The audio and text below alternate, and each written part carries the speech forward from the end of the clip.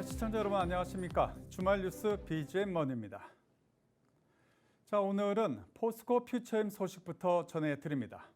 이 포스코 퓨처엠이 포스코 케미칼에서 사명 변경 이후 첫 기자 간담회를 진행했습니다.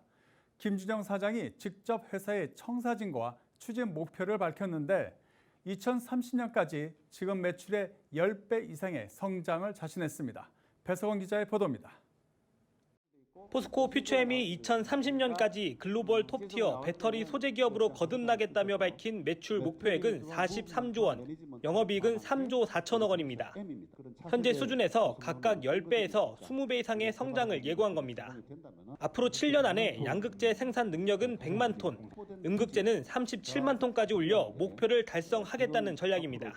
100만 톤을 가기 위해서는 수주도 있어야 되고 니켈도 준비돼야 되고 리튬도 준비가 돼야 되고 다 준비를 해야 됩니다. 그 조율을 포스코 그룹 차원에서 끝내 있는 상태고 최근에 올해 들어와서 저희들 확정된 수주 물량이 꽤 많이 있고 김 사장은 앞으로 2차 전지 배터리 제품은 하이엔드와 로우엔드 두 갈래로 나뉠 것으로 진단했습니다. 3원계 배터리용 양극재를 주력 생산할 계획이지만 LFP 배터리용 양극재 역시 준비돼 있다고 설명했습니다. 자체 연구소에서 LFP에 대해서는 상당히 많은 부분 진도가 나가 있고 지금 이제 랩 샘플은 뭐 충분히 끝났고 PP 샘플 정도를 준비를 하고 있습니다. 제품 어느 정도 준비가 되면은 이제 요청하는 고객들이 많기 때문에 협상들을 추가를 해야 되고. 전문 인력 확보에도 힘쓰고 있습니다. 김 사장은 근무처가 지역인 점을 감안할 때 인재 확보 차원에서 배터리 3사 대비 불리한 입장이라면서 장학금 지원 등 영입 노력을 펼치고 있다고 전했습니다. 연초부터 우리가 그 서울대 같은 경우에는 이제 그룹 차원에서 리크루팅 협약을 맺었고 연대, 성대, 뭐 고대, 또 포항공대, 유니스트 이런 쪽은 제가 다니면서 다 MOU를 맺어서 석사, 박사 또는 학부 졸업생까지도 일부 저희들 장학금을 지원을 하고 나중에 저희들 입사하는 조건으로 인력을 많이 수급을 하고 있으며 포스코 퓨처엠은 현재 양극재와 음극재의 목표치 달성을 위해 투자비 산정을 진행 중이라며 회사채와 은행 차입, 유상증자 등 다방면으로 자금 조달 계획을 세운 상태라고 밝혔습니다. 팍스경제TV 배석원입니다. 우리나라 기업이 해외 큰 기업들에게 수출을 할 때 앞으로 ESG, 즉 인권, 환경 등 이 잠재적인 위험 요소에 대한 실사를 받을 수 있습니다. 잘못되면 거래가 끊기는 최악의 상황을 맞을 수 있죠. 대기업들은 그나마 준비를 하는데 이 중견, 중소기업은 어찌해야 할지 난감합니다. 해서 대한상의가 지방 권역별 센터를 만들어 지원에 나섭니다. 박나연 기자입니다. 최근 주요 선진국에서 ESG를 규범화하면서 글로벌 공급망 내 위치한 수출 중소 중견 기업들의 ESG 관련 부담이 커지고 있습니다. 올해 독일을 시작으로 시행되는 공급망 ESG 실사법에 따라 내년부터 EU 수출 투자 기업 중 글로벌 매출 1억 5천만 유로, 종업원 수 500명 이상이면 공급망 내 협력업체의 인권, 환경 실사를 통해 잠재적 위험 요소를 파악 개선하고 보고서를 제출해야 하는 의무가 부과됩니다. 이에 대한상의는 지난해 11월 공급망 ESG 지원센터를 신설한 데 이어 지난 23일에는 권역별 센터 출범식을 통해 그간 추진해온 ESG 경영 지원 기능을 전국으로 확대했습니다. 이번에 지정된 지역은 광역시와 산업단지가 소재한 부산, 대구 등 전국 거점 지역상이 26개입니다. 지방에 계신 이제 기업인분 그리고 상공회사 분들이 우리 지역에도 지자체와 같이 협력하고 교육하고 필요한 예산 지원도 받을 수 있는 하나의 창구, 협의체가 필요하다라는 요청에 따라서 권역별 공급망 ESG 지원센터를 추가적으로 확대하여 출범을 시키게 된 배경입니다. 센터는 기업 ESG 진단과 컨설팅, 지방 중소기업 실무자 교육 및 청년 ESG 인턴십을 통한 전문 인력 양성 등을 지원합니다. 규모가 작은 중소기업도 지금부터 ESG 경영에 대한 최소한의 기본적인 교육부터 시작해서 저희 센터 지원 사항이 있으면 그 프로그램에 참여하셔가지고 좀 조금씩 이제 스텝 바이 스텝으로 ESG 경영에 대해서 좀 준비를 미리 대비를 해줘야 나중에 이제 불이익이나 뭐 공급망에서 퇴출되는 불미스러운 일들을 이제 사전에 예방할 수 있다. 대한상인은 지자체와 유관기관의 대외 협력 창구로서 기능하며 중소, 중견기업이 고객사의 공급망 ESG 실사에 잘 대응할 수 있도록 다각적으로 지원한다는 방침입니다. 정부와 기업을 잇는 가교 역할을 하는 대한상인. 이번 권역별 센터 출범을 통해 보다 실질적인 협의체로 거듭난다는 구상입니다. 팍스경제TV 박나연입니다. 김홍모의 부릉부릉 시간입니다. 이 자동차 담당 기자인 김홍모 기자가 이 프랑스에서 건너온 브랜드죠. 푸조의 크로스오버 모델 뉴 푸조 408을 몰아보며 장단점이 무엇인지 하나하나 체크해봤습니다. 약 3년 전 피아트 크라이슬러 오토모빌스와 프랑스의 PSA 그룹이 합병해 탄생한 그룹 스텔란티스. 산하의 지프, 시트로엥, 피아트, 크라이슬러, 마세라티 등 18개의 브랜드를 거느린 이른바 대형 그룹사입니다. 별을 뜻하는 스텔라에서 사명을 따와 별에 둘러싸인 차란 의미를 품은 스텔란티스의 어퍼 메인스트림, 즉 상위 포지셔닝된 고급 브랜드 푸조의 SUV 뉴 푸조 408을 몰아보겠습니다. 제가 운전하고 있는 이 뉴 푸조 408은 엄밀히 말하면 SUV와 세단의 형태를 결합한 크로스오버 모델입니다. 제가 많은 차들을 보고 타봤는데 제 개인적인 취향으로는 이 뉴 푸조 408의 전면부 그릴이 제 개인적으로 완전 개취네요. 엔진룸의 본넷 캐릭터 라인이 온폭하게 들어가 있는데요. 이런 캐릭터 라인이 이 모델의 세련미를 더해주는 것 같습니다. 차를 밖에서 바라볼 때 여러분들 눈치채셨을지도 모르겠지만 차의 바디와 유리창이 여타의 모델과 다른데요. 유리창이 굉장히 작게 컴팩트하고 바디가 두툼하게 되어 있습니다. 이렇듯 유리창이 작게 되어 있으면 약간 차에서 스포티한 느낌이 더해집니다. 그리고 작은 눈 같은 유리창이 여자들 아이라인 같이 뒷유리가 이어져서 형성되어 있습니다. 근데 제가 몰고 있는 이 모델은 GT 모델인데 이 유리창과 타이어를 감싸는 프레임이 은색깔의 크롬이 아니라 검은색 무광 재질로 되어 있어서 은은한 멋을 더합니다. 그리고 이 트렁크가 테일게이트 형식으로 되어 있어서 깔짝 조금 열리는 게 아니라 아주 높게 시원시원하게 열립니다. 크로스오버 모델답게 트렁크 공간도 이제 세단과 비교할 수 없을 정도로 넉넉합니다. 선루프가 있는데 뭐 그렇게 큰 의미가 있나 싶을 정도로 작은 선루프들도 많은데 이 뉴 푸조 408의 선루프는 굉장히 널찍하게 되어 있어서 시원시원합니다. 이 모델에 내장된 내비게이션은 톰톰 내비게이션이라고 하는데 외국에서는 굉장히 유용하고 유명한 내비게이션이라고 하더라고요. 그런데 아무래도 우리나라 사람에게는 좀 아쉬운 점이 있죠. 그래서 이쪽 보면 미러 스크린이 있거든요. 이를 통해서 내 휴대폰과 연동이 가능합니다. 그래서 휴대폰에서 뭐 티맵이나 카카오 맵을 켜면 그 화면이 센터페시아 디스플레이에 뜨게 됩니다. 그래서 내가 자주 쓰는 맵 어플리케이션을 순정 내비처럼 사용할 수 있죠. 지금까지 푸조의 크로스오버 모델 뉴 푸조 408을 타고 도로를 달려보고 내외장은 어떤지 살펴봤는데요. 잘 나가는 독일 3사나 현대차를 비롯한 국내 차와는 확실히 다른 푸조만의 앙칼진 고양이 같은 독특한 디자인, 가속 페달을 밟는 대로 쭉쭉 나가는 시원한 주행감과 경제적인 연비까지 갖춘 힙한 차라고 평하고 싶습니다. 지금까지 팍스경제TV의 김홍모입니다.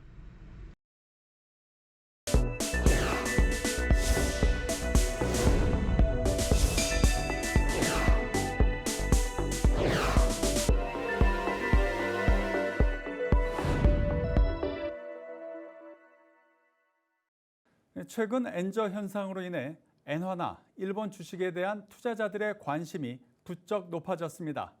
이에 맞춰 한화자산운용은 일본 반도체 업계에 투자하는 상장지수 펀드를 새로 상장했습니다. 이수영 기자가 김성훈 한화자산운용 ETF 사업본부장을 만났습니다. 비즈 초대석입니다. 미중 갈등 속 반도체 왕국으로 부활을 꿈꾸는 일본. 삼성전자나 인텔, TSMC 등 글로벌 반도체 기업의 투자를 받으며 급부상하고 있습니다. 한화자산운용은 아리랑 일본 반도체 소부장 솔렉티브 ETF를 상장하면서 이른바 일학개미들의 투자를 도울 계획입니다. 김성훈 ETF 사업 본부장을 통해서 해당 ETF를 분석해 봤습니다. 네, 최근 국내 투자자들이 일본 주식에 대한 투자가 굉장히 활성화되고 있는 상황입니다. 우리가 일학개미라는 용어도 새로 생겨났듯이 올해 상반기 기준으로 중국에 대한 주식 투자보다 일본에 대한 주식 투자가 더욱더 큰 규모로 증가하고 있는 모습을 저희가 확인할 수 있습니다. 또한 일본에 대해서 투자하시는 투자자분들께서는 일본 주식이 거래 단위가 100주이다 보니까 어느 정도 큰 규모로만 투자가 가능했기 때문에 이번에 저희가 일본의 특정 산업 테마에 투자할 수 있는 ETF를 국내에서 최초 상장하면서 이러한 일학개미들의 투자 수요를 충분히 부합할 수 있을 것으로 예상하고 있습니다. 미중 갈등으로 인해서 반사 이익을 볼 수 있는 일본 산업 내에서 가장 핵심 경쟁력을 가지고 있는 일본 반도체, 소재, 부품, 장비에 글로벌 기업들을 분산 투자하여 ETF를 운용할 계획입니다.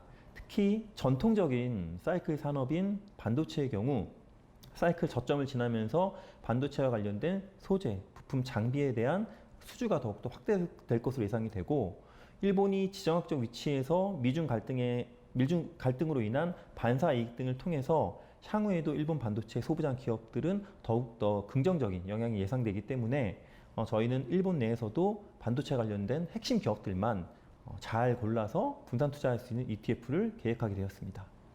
또한 일본 시장 전망에 대해서 간략히 말씀드리면 일본 시장이 장기간에 30년 동안의 그 장기 불황을 겪고 나서 아베 정권 때부터 다양한 경기 부양책을 통해서 경기 활성화를 위한 다양한 노력들을 해왔습니다. 기시다 정권에 들어서 그러한 노력들이 지금 최근에 꽃이 피우고 있고 또한 미중 갈등으로 인한 국제 정세 또한 일본에 매우 유리한 그런 상황이라고 판단되고 있습니다. 또한 일본의 가장 수출 기업의 가장 우호적인 경제 환경인 엔저 효과가 지속되고 있기 때문에 이를 통해서 일본의 반도체 부품, 장비, 소재를 수출하는 기업들은 더욱더 긍정적인 영향을 받을 것으로 예상이 됩니다. 특히 ETF는 다양한 상품이 있다 보니까 투자 기간, 투자 목적별로 구분해서 투자하시는 것도 굉장히 좋은 투자 전략이 될 수 있는데요. 레버리지 인버스 ETF 같은 경우에는 시장의 변동성이 커졌을 때 단기간으로 변동성에 투자하시는 고수익을 원하시는 투자자분들에게 훨씬 더 적합한 상품이고 인류의 삶은 근본적으로 바꾸고 향후 10년, 20년간 장기적으로 꾸준하게 성장할 수 있는 산업의 경우에는 우리 투자자분들께서 투자 기간도 장기간에 투자하시는 것을 추천드립니다. 작년부터 쭉 이어져 왔던 상품 트렌드가 추후에 장기적이고 큰 폭의 성장이 예상되는 혁신 성장 산업뿐만 아니라 다양한 글로벌 자산에 투자할 수 있는 상품들을 많이 상장을 해왔습니다. 이미 국내에는 760개가 넘는 ETF 상품이 상장되어 있다 보니 해외 시장에 투자할 수 있는, 해외 주식에 투자할 수 있는 다양한 테마형 상품들이 계속해서 출시되고 있고 저희 한화자산운용도 이번에 일본 반도체 소부장 기업에 투자할 수 있는 ETF 외에 일본 시장에 대해서 조금 더 다양한 리서치를 통해서 추가적인 상품도 고려하고 있고 그 외에 우리가 안정적인 인컴 수익을 낼 수 있는 해외 배당 상품에 대한 부분들도 고려를 하고 있습니다. 최근 들어서 아파트 부실 시공 이야기가 많이 나오고 있습니다. 뭐 압수수색을 한다, 뭐 구속을 한다, 여러 가지 이야기가 많이 나오고 있죠. 우리 그 아파트를 사시는 분들 입장에서는 참 무슨 아파트를 사야 할지 고민이 많으실 것 같습니다. 자, 그래서 오늘 이 후분양 아파트에 대해서 이야기를 해보고자 합니다. 뭐 100%는 아니지만 그래도 만들어진 걸 보고 사니까 그래서 조금은 이런 문제점, 혹시나 하는 이런 부분이 좀 상쇄되지 않을까 이런 생각이 듭니다. 자, 오늘 건설부동산부의 정윤석 기자와 함께 이 문제에 대해서 자세히 이야기 나눠보겠습니다. 정 기자, 자 먼저 후분양 단지 특징에 대해서 좀 짚어주시죠. 네. 후분양 단지는 통상 건축 공정률이 60에서 80% 이상 진행된 시점에서 분양하는 방식입니다. 일반적으로 견본주택 내 마련된 단지 모형들을 살펴보고 계약 여부를 결정하는 선분양과는 대비됩니다.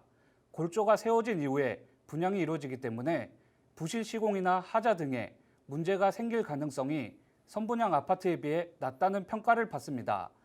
또 수요자들이 짓고 있는 단지를 직접 확인할 수 있어 단지 배치와 동간거리, 채광 등을 어느 정도 파악할 수 있습니다. 자, 입주 전에 현장에 가서 직접 지어진 아파트를 보고 계약을 하는 것이 이제 후분양 아파트인데, 자, 그렇다면 이 선분양 아파트 일반 지금까지 하는 그런 일반 분양과 후분양 차이점, 뭐 장단점 이런 것들 우리가 한번 정리해 볼까요?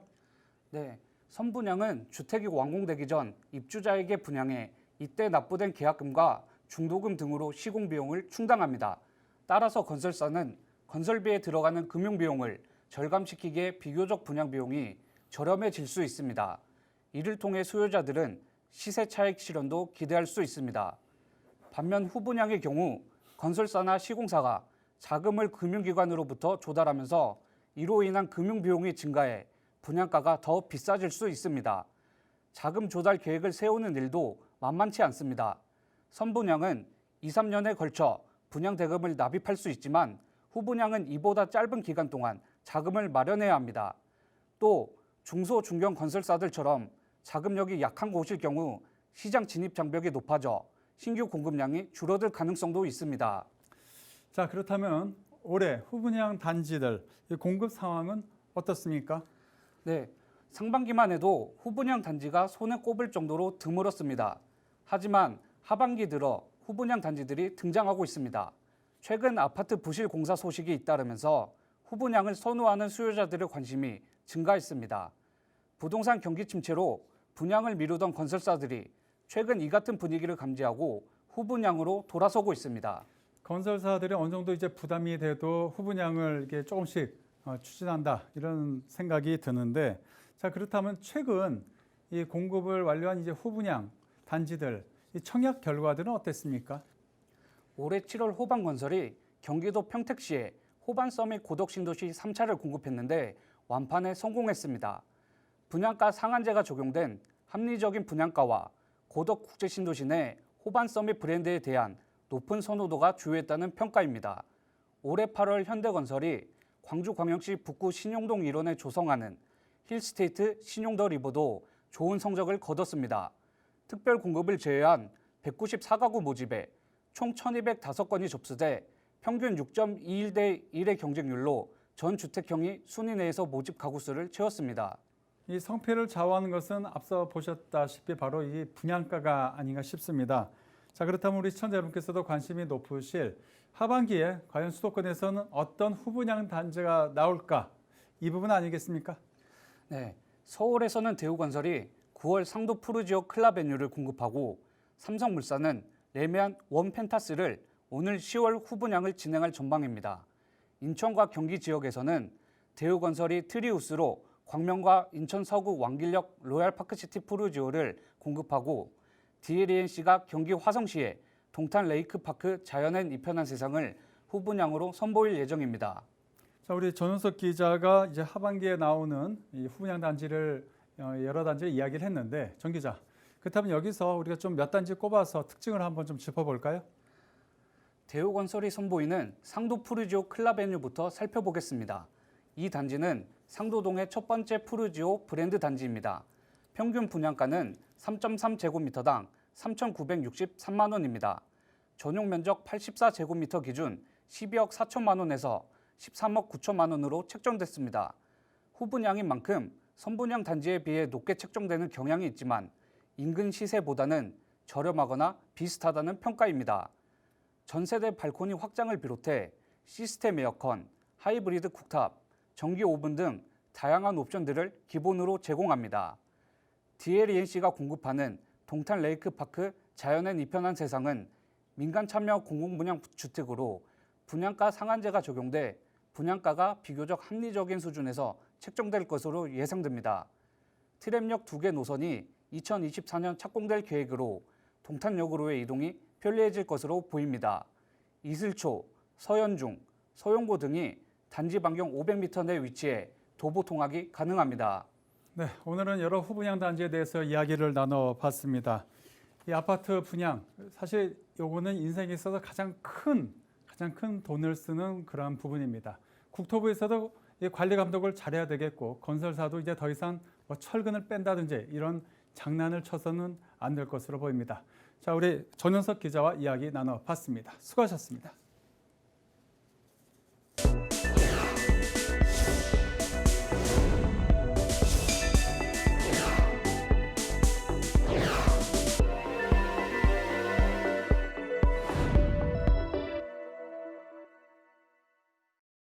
알리코 제약이 향후 매출 5천억 원, 제약업계 20위권 진입에 청사진을 제시했습니다.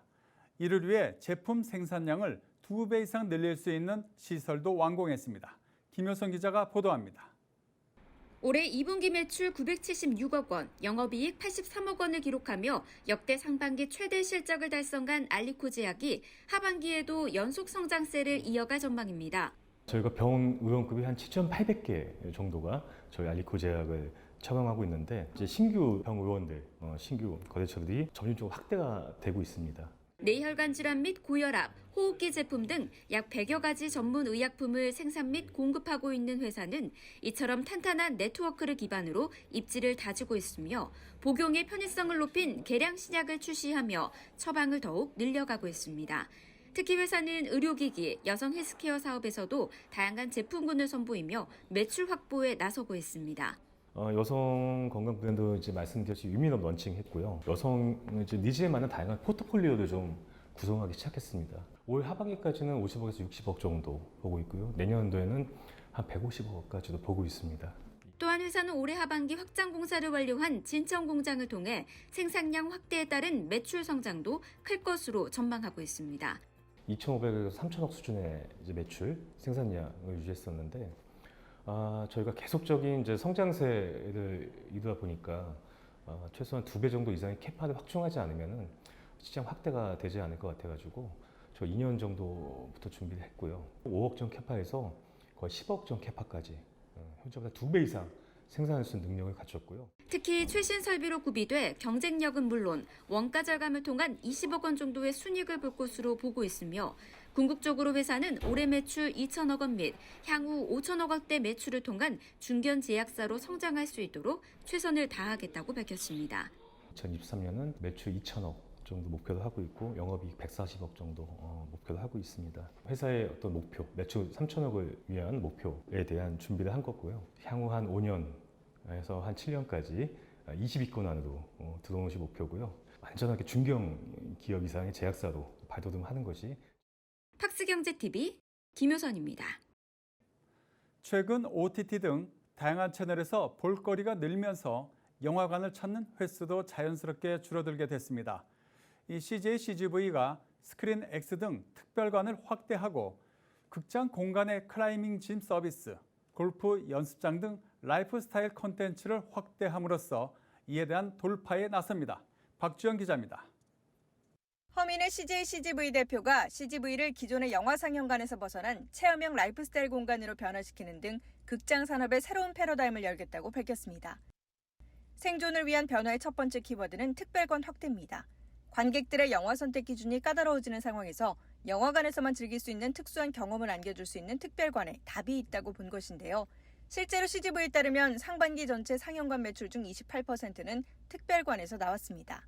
역대 박스오피스 기준 아바타의 물의 길과 탑건 내버리기 각각 4DX 스크린X 비전으로 큰 사랑을 받은 바 있으며 최근 개봉한 오펜하이머의 경우 IMAX관이 객석률이 압도적으로 높아 특별관에 대한 높아진 관심을 느낄 수 있었습니다. 동시에 콘서트, 뮤지컬, 게임 중계 등 CGV만의 콘텐츠를 지속적으로 제공하겠다는 계획인데요.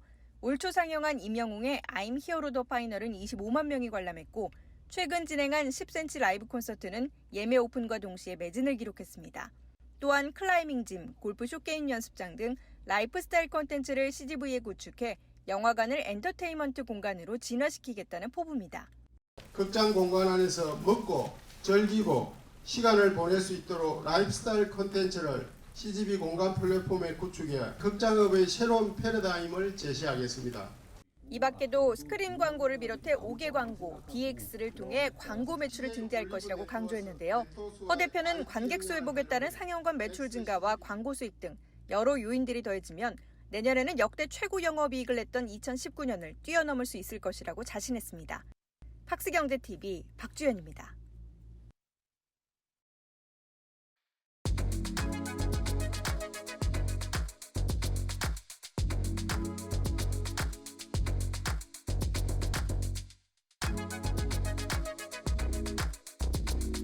생표는 누구나 쉽고 맛있고 건강하게 요리할 수 있는 문화를 만드는 꿈을 갖고 있습니다.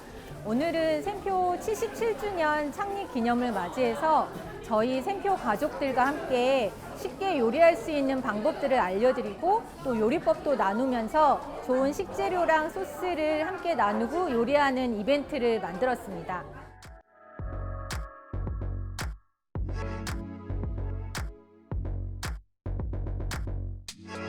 제가 평소에 직접 맛있는 요리를 해보고 싶다는 생각은 늘 하는데요. 아무래도 혼자 살다 보니 귀찮기도 하고 해서 시켜 먹게 되더라고요. 그래서 오늘은 꼭 좋은 식재료로 직접 요리해 보려고 합니다. 모두가 즐겁고 의미 있는 창립 기념일이 된 것 같습니다.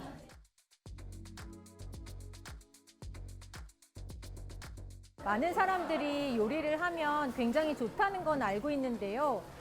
바쁜 현대사회에서 요리하는 게 어렵다고 생각하거나 귀찮다고 생각하시는 분들이 많은 것 같아요. 그래서 샘표는 늘 쉽고 맛있고 건강하게 하는 소스들을 많이 만들고 좋은 요리법들을 연구해서 나누는 그런 작업들을 하고 있습니다. 그래서 많은 사람들이 요리로 행복해지는 그런 문화를 만들도록 노력하겠습니다.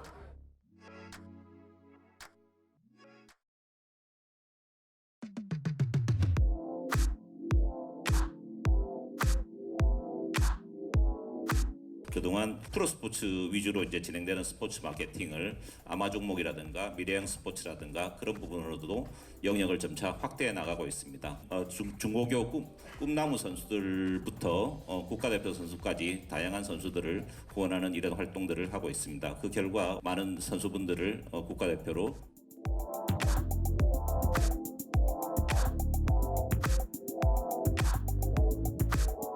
첫 아시안 게임인 만큼 즐기면서 제가 할 수 있는 것들 전부 다 최선을 다해서 보여드리고 정식 종목으로 처음으로 채택이 돼서 이번에 금메달 목표로 열심히 할 거고요. 혼신의 힘을 다해서 준비를 하는 게 목표입니다. 2023년 항저우 아시안 게임 제가 최고참이 됐어요. 대한민국 대표이자 또 SK 대표로 나가서 꼭 위상을 세계에 떨치고 싶습니다.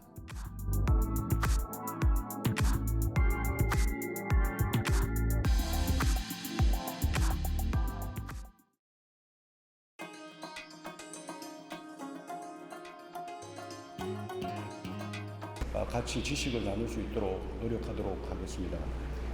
유익한 시간 되시길 바라겠습니다.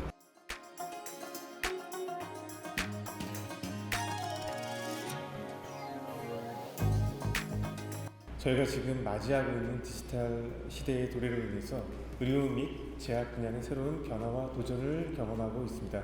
특히 디지털 기술과 연계한 임상 시험의 효율화와 전략이 더욱더 강조되고 있습니다. 오늘 토픽과도 관련한 복합제 신규 함량 개발과 계량신약 개발 전략은 환자의 복약 수능도와 편의성 중대 등을 통해 치료율을 크게 높일 수 있기 때문에 현재와 미래 의료 환경에 더 적합한 의약품을 개발하는 주요한 과제입니다.